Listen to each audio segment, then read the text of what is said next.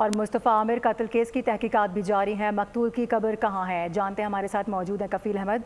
कफ़ील बताएगा इस वक्त किस स्पॉट पर मौजूद हैं और इस हवाले से क्या बता सकते हैं।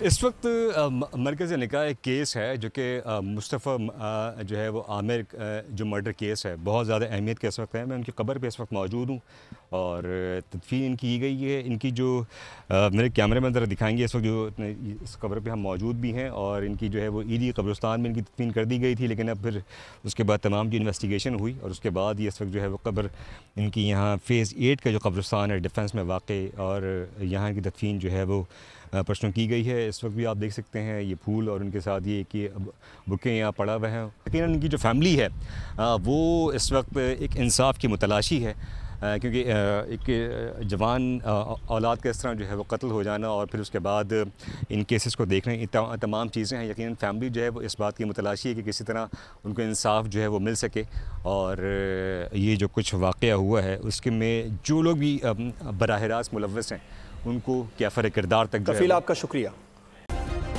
सब्सक्राइब करें और बेल दबाएं ताकि कोई खबर रह न जाए।